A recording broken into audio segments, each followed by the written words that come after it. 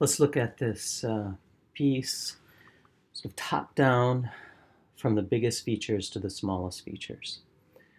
I'm going to move this down just a little bit. And of course, when you hear the piece, you hear the entire piece, which extends from measure 1 through 1, 2, 3, 4, 5, 6, 7, 8, 9, 10, 11, 12, 13, 14, 15, 16, 17, 18, 19, 20. 20 measures.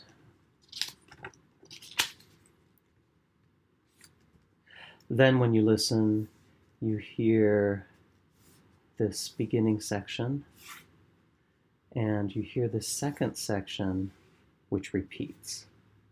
So measures 1 through 8 form a section, and measures 8 through 20 are a section. You definitely hear this is a section because it repeats. Now in measures 1 through 8, we get this consistent rhythm throughout. Quarter, quarter, quarter, quarter, quarter, quarter, half, no. Quarter, quarter, quarter, quarter, quarter, quarter, half, no. Okay, that sort of parses this out into 2-measure phrases. 2, 4, 6.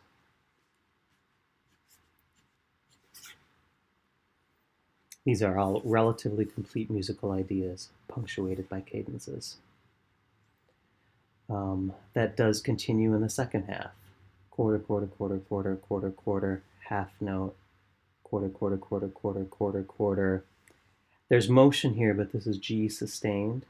And right here, we actually hear a return of the opening theme. So that's also something we're going to want to note in the score. So here, measures 1 through 8, we had 4 phrases.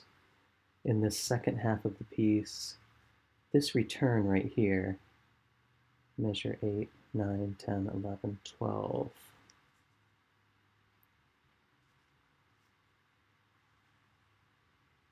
helps us to hear this entire last section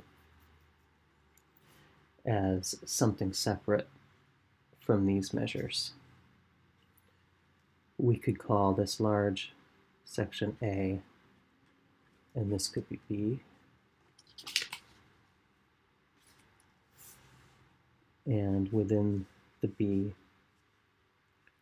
this is a contrasting section, and this is a return of A. This overall form would be a rounded binary.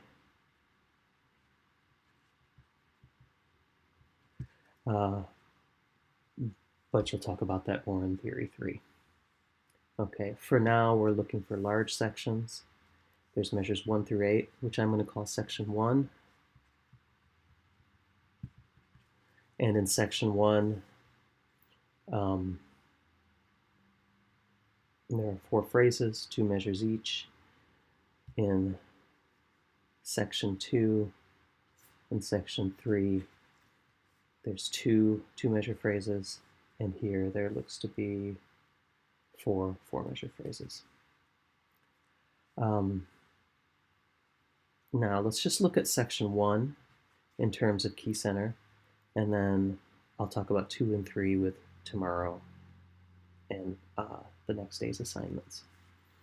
So here, as we're going through, if you listen, you stop the recording right here, this is going to sound like a half cadence. Okay, if that's a half cadence, that means this is a 5 chord, and since this is a G chord, we're in the key of C. If you listen to this second phrase, again, this is going to feel like a half cadence. Listen to the recording and stop it right there. Feels like it needs to resolve. That means it's a 5 chord, and since this is still a G, we're still in the key of C. Here, when we go through, you're going to get to this chord. This is going to feel ambiguous compared to these chords. These were root position, 5 chords. This is first inversion, and it's been tonicized. So I would call this a very weak half cadence at this point. not as strong as these, but still then this would be a 5-6 still in the key of C. At this point, however, when you hear this, where it goes D, D, G, and in fact D right here, sforzando, as a syncopation on the weak beat, that's really going to stand out as a 6-4 to 5-3, and this is going to sound like a very strong perfect authentic cadence. And if this is a perfect authentic cadence, this chord right here is G, G is 1, we are then in the key of G.